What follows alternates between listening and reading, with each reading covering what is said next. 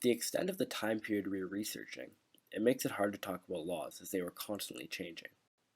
Most of the British colonies were self-governed and the Empire only controlled them to an extent.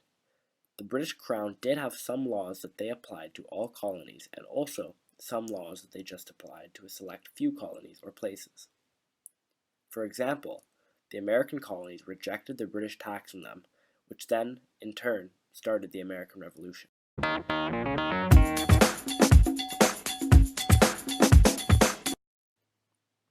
Most cities in the British Commonwealth copied the British way of building and city planning, but because the British covered so much land, there was no one way things were done. In Britain itself, cities grew rapidly in the 1600s to 1900s due to people moving to look for work. The British were very good at creating livable cities. They did a great job at waste management, and cities had many amenities.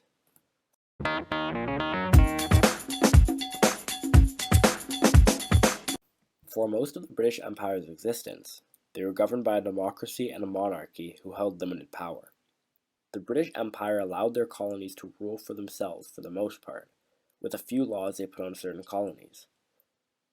The British taxed all of their colonies, which worked well for the most part, with the exception of the American colonies, of course.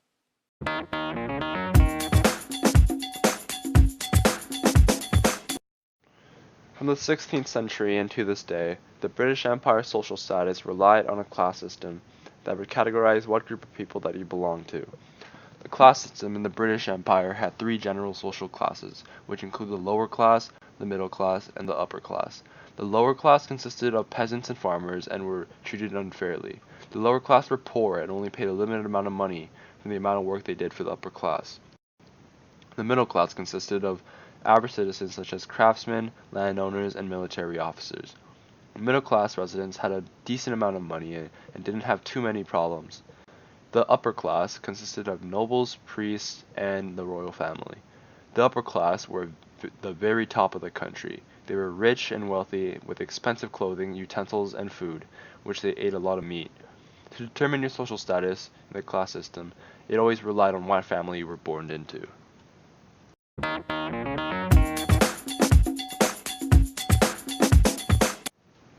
The British always aimed for efficient ways to handle their business. During the 1700s, the British Empire was going through an industrial revolution. In 1733, James Kay invented the flying shuttle, which replaced the hand loom. The flying shuttle was a weaving machine. Throughout the years, the machine was improved and production of fabrics was faster. In 1764, the spinning jenny was invented by James Hargreaves, increasing the production of the textile industry by 8 times. Another significant piece of technology is a steam engine. It completely changed the face of human transportation and many more.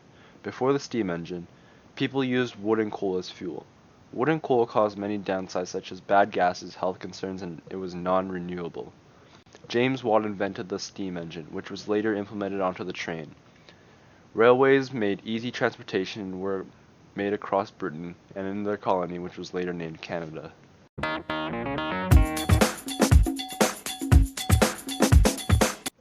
The British Empire didn't have too many resources on their own. They went on expeditions to find other land and resources to claim. The British had many colonies across the world, the major ones being Canada, Southern Africa, India, and Australia. When the British first landed in Canada, the only people settled there were the First Nations. Over 350,000 people emigrated from England by the 1700s. In Northern America, the First Nations traded beaver fur and buffalo fur in exchange for modern weapons and artillery. Fishing, whaling, and the fur trade led to a prolonged conflict between the Europeans and Native Americans on their Atlantic coast. There was also an intense rivalry between France and Britain to dominate the trade in the beaver fur, first on the coast, then into deeper land.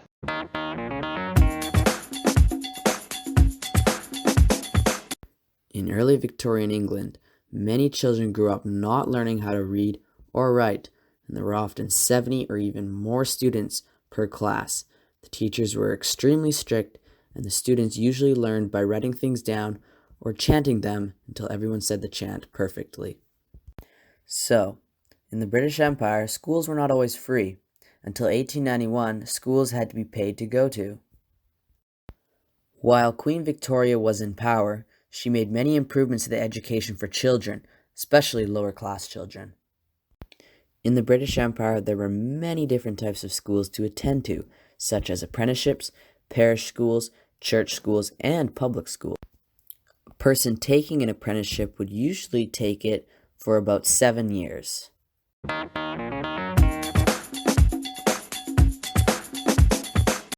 The Church of England was and still is the official religion of England. During the Victorian Age, religion was a huge part of many people's lives. Certain employers insisted that their employees go to church, and the majority of people were either part of the Anglican or Presbyterian Church. Historically, the Church of England had ties with the government, meaning it was a state church. In the 17th and 18th century, the Anglican Church was openly hostile towards Catholicism. In the 19th century, attitudes were changing and improvements were being made between the Anglican Church and the Catholic Church.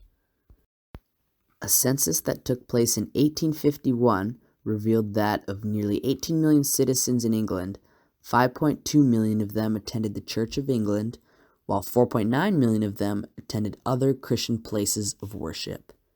Also, during the 19th century, a considerable amount of public figures came out and openly said that they had no religious beliefs.